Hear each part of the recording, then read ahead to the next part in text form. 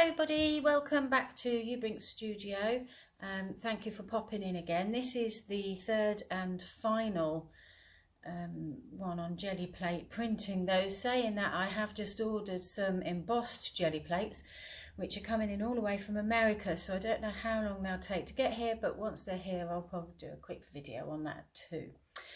If you want any more information, you can pop over to my website, which is www.ubrinkstudio.co.uk. If you want to ask me anything, you can message me on Facebook. It's just under Ubrink Studio, and the same on Instagram. You can contact me through there. And you can email me on admin@ubrinkstudio.co.uk. Ubrink Studio is spelt E-A-U-B-R-I-N-K, and then studio S-T-U-D-I-O. So hopefully you'll get in touch. A few people already have, which has been quite nice.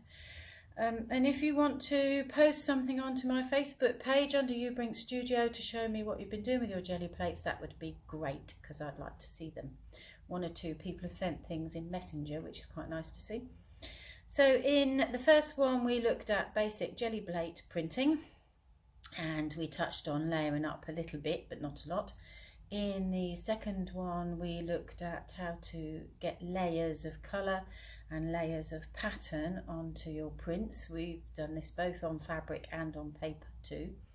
And on this one that you're about to watch, hopefully, if you watch it to the end, you'll see that I've showed you how to use glossy magazines to get prints from, and it's the same principle with your own prints. If you set your printer so that it's using a lot of ink, I'm afraid black and white works best for me with my printer, so you get your high quality inks. It doesn't work if it's a photocopy, well, not with mine anyhow, because I don't think there's enough ink on there. And if you've got one that's got toner in it, again, it doesn't seem to work very well. And then at the end of the video I have just used some of these little textile paints. These are from Jacquard.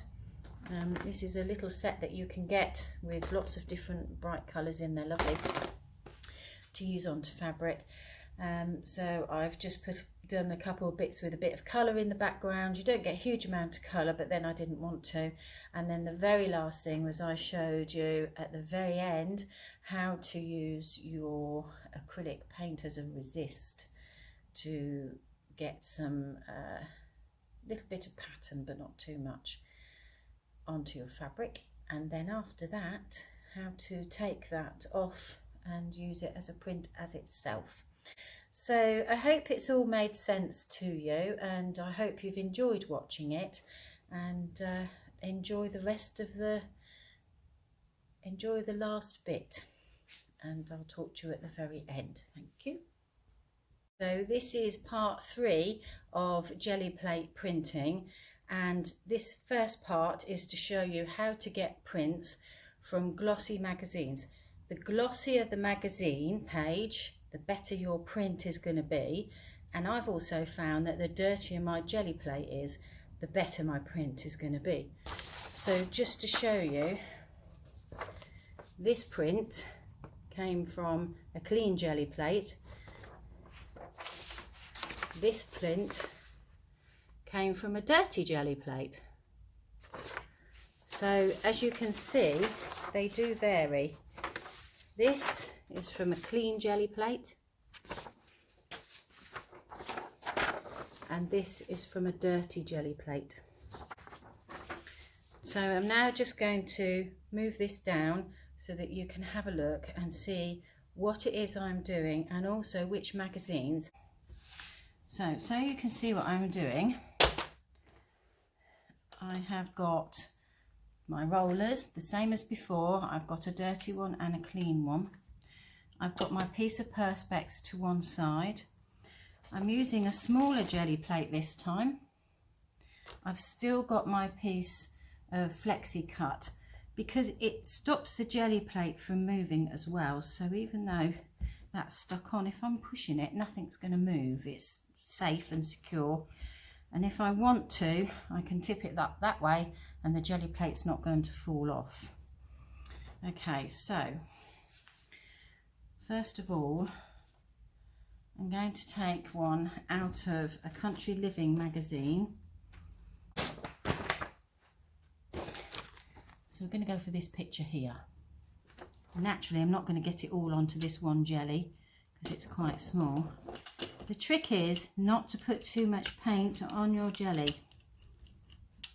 Now, I want you to see if you can hear, as I'm rolling this, you can hear it sticking to the jelly. So I'll shut up.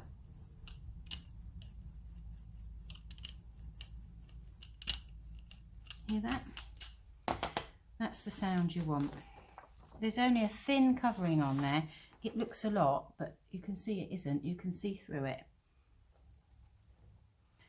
And then I'm going to put my picture on, smooth it down, but I'm not pressing. Just smooth it. Get your clean roller, just roll over, making sure you're covering everywhere. We haven't got any bubbles in it, because that's the other thing you don't want. Check it and see, are you getting a print? I can see I am. I'm just going to give it a little bit more of a rub, just gently, not pressing, just rubbing it gently.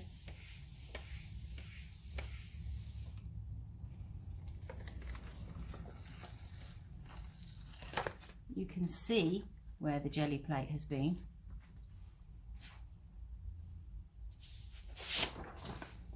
This is normal copy paper I'm using here.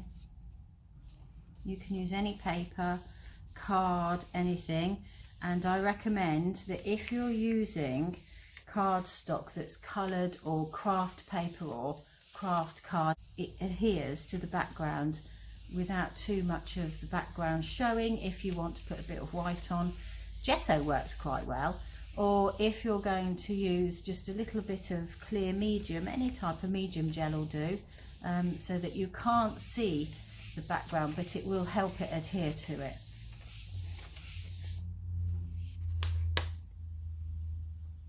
A little bit more. Did you see that? So you can lift it up, and if you think, oh, there's not much coming off, just give it a little bit more. Go over with the brayer.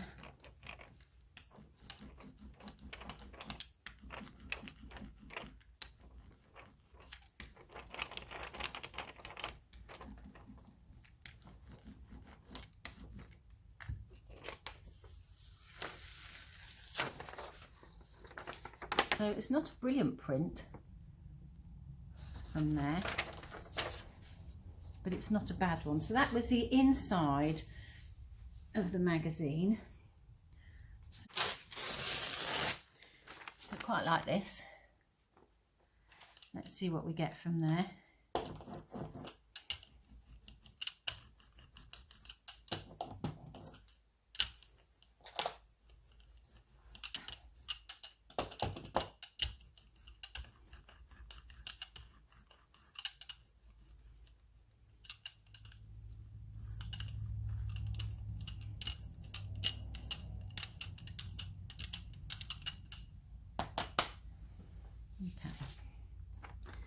So I quite like the top part of this, so I'm hoping I've got that in the right place. So this is one of the pages from that same magazine.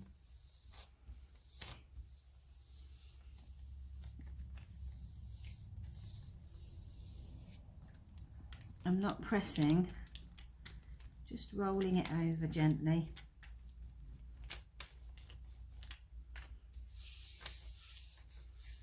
Check it, see if we've got a picture, and we have a beautiful picture.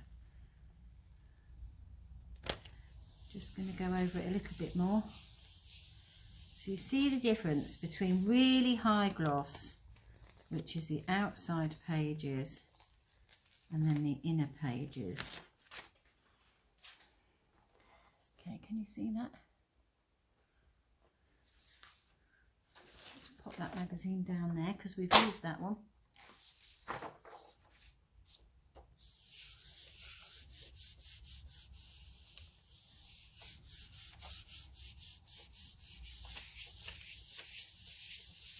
I'm not pressuring this, I'm not putting any pressure on at all. Just gentle.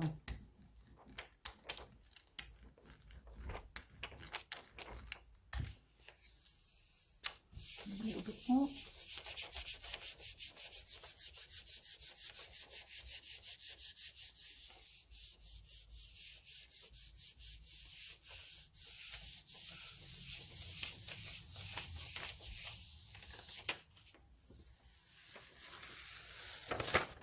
And there is our print.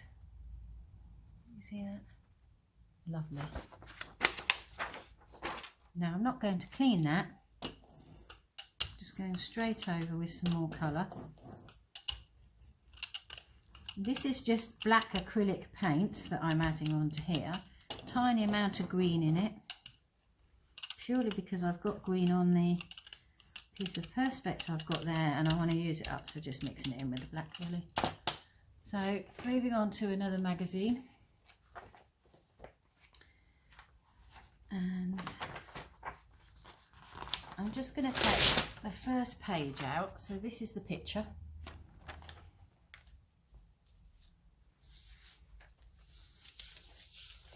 Poor editor, having her face rubbed whether she wants it or not.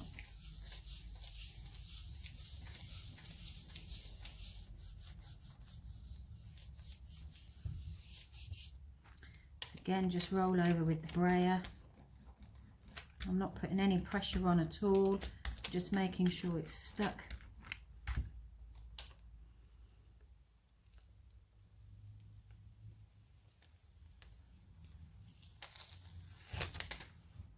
Now, I've used this one because there's writing on it, and you'll see that with the writing, although it's the wrong way round now, once we put our page on, it will be the right way round. And what you can do with these is, if you don't think that your print is sharp enough, so like this one that I did here of the light, this is a light coming out here, you can go over that with a black Sharpie, or you can colour it in using some paints and some inks, you know, whichever takes your fancy really. So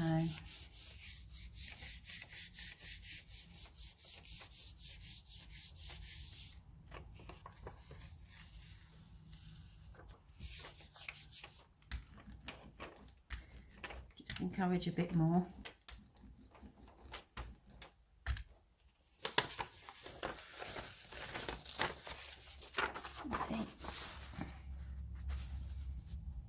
Quite nice.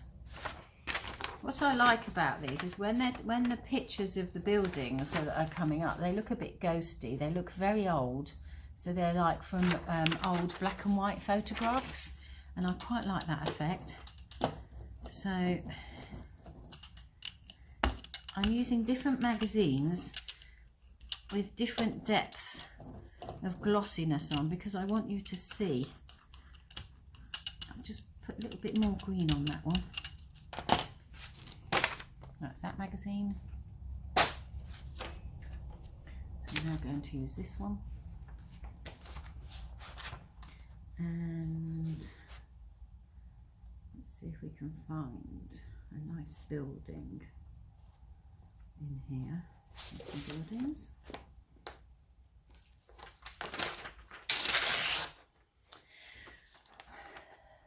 See at the top there? I'll put it on that way. I don't mind what else I get with that. Now I'm going to put a piece of other paper over the top of this. This is one that I've used earlier because I haven't quite got that to the edge. And that's just so that I don't get any of the black coming through. Now that should strip that off there. Yep, cleaned it. So now I can continue concentrating on here. Just run over it with the brayer. Just gentle. Check progress.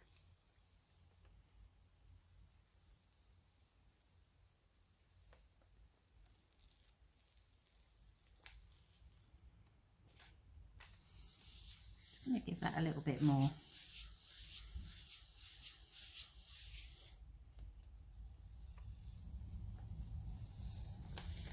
And we've got some of it, but we haven't got all of it for some reason. And that could be down to that particular magazine not wanting to work. So I wanted a selection to show you that they don't all work, even though you think it's a nice glossy mag and it should be okay. I'm assuming if we look at the science of it, it's down to whatever they've coated the pages with and whatever inks they've used and the depth of their ink as well, which probably makes a difference.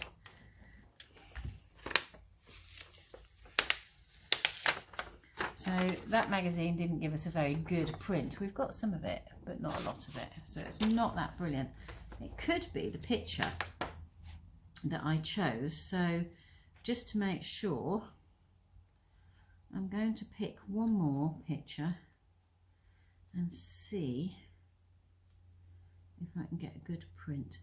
It seems to me that the more black ink that's in a picture, the better the picture turns out.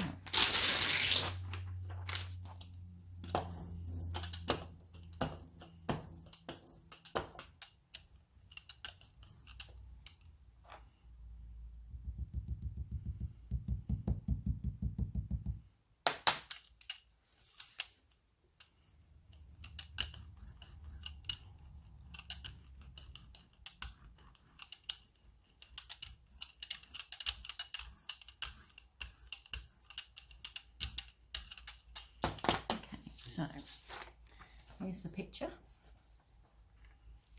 Just going to plonk that on.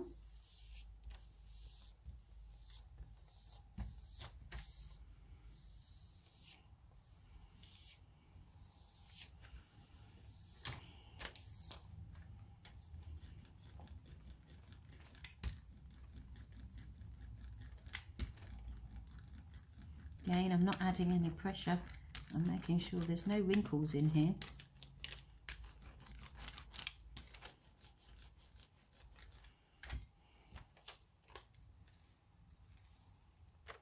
And you're getting a nice print here.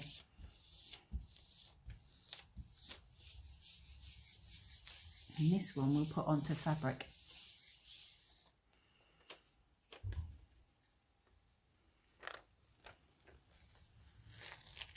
Lovely. So that's from this magazine. And if I get a piece of fabric.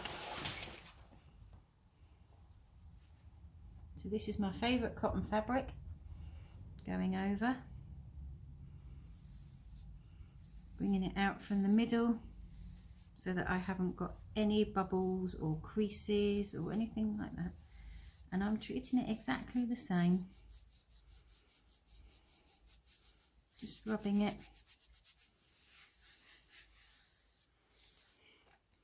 Going over with the brayer. Give it time to soak in.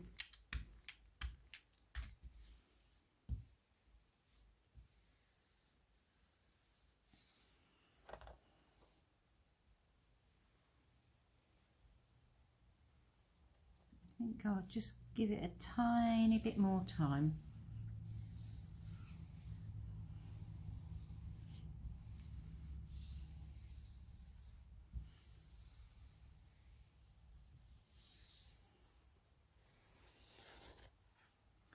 And there is the picture on fabric. And lastly, I'm just going to show you how to quickly layer up some of your patterns. Just going by the things that we have used. So right at the very beginning, if you remember, we did use this block. I'm just going to get a small amount of black paint. I don't want a lot, which is why I'm using a paintbrush to do this. Pick it up with the brayer. And I'm going over the ink block.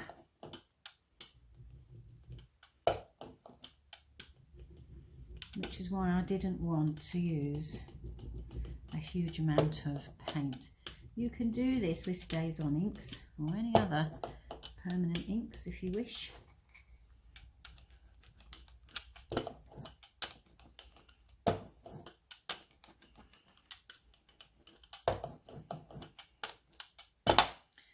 press it into the block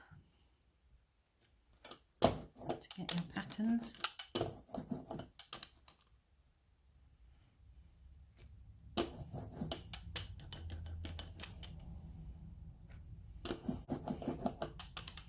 I'm not putting lots on because I don't want a lot of it on the plate, though I could do with just a tiny dab more. So we'll stop that and start that. So there it is.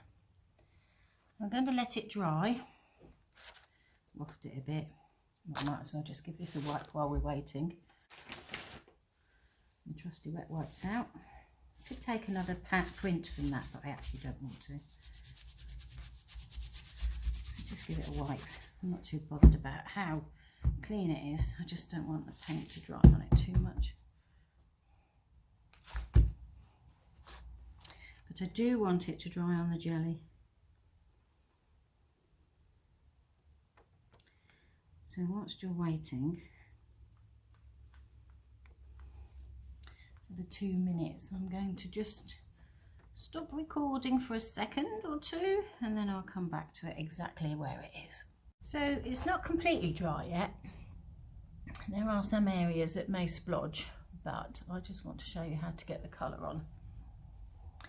So I am using these. These little paints are Jacquard Textile Colour, very tiny little bottles that I've got, because I don't tend to use this a lot, but I wanted to show you how you can just get some subtle colour into the background of some of your pieces. You can also use Dynaflow, which is a very similar product, but it's more fluid with what you're doing. So I'm going to pick some bright colours here. So I have got a apple green, just a few spots here and there at the top.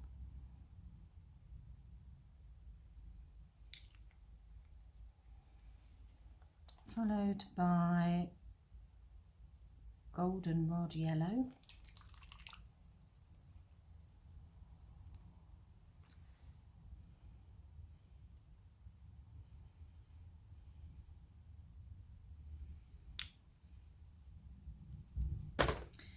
And this is a scarlet red.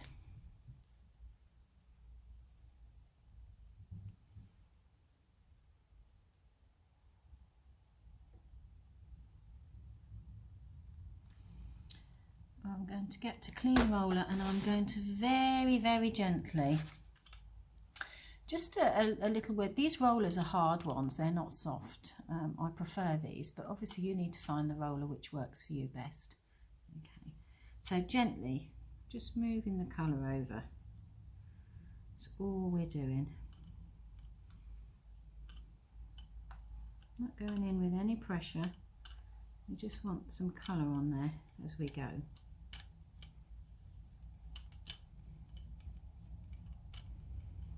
Okay, it's very gentle, very subtle. It may turn out to be mud yet, but we will see.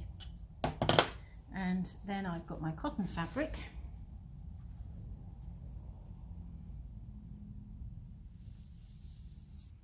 Which I am pressing on, making sure I've got all the wrinkles and the bubbles and everything out of it.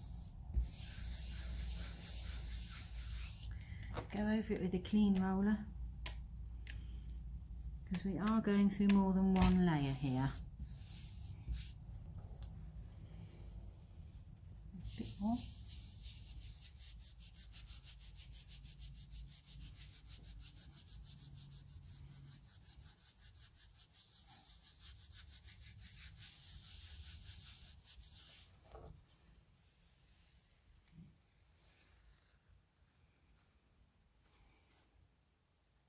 See the pattern there?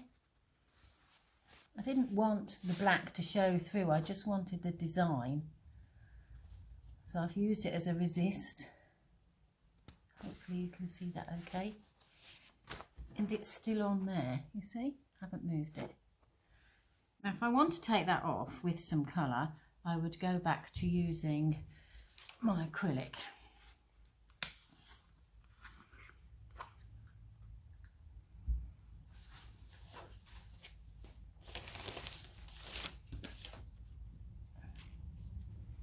And this time I'm just going to sponge it on.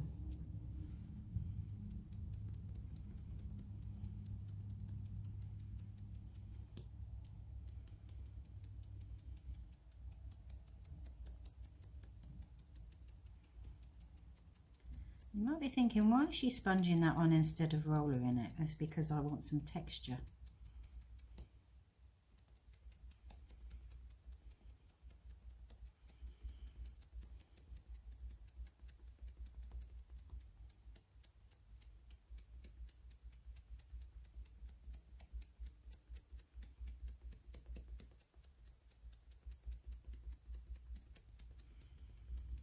Okay. It's not a lot, it's just a small amount.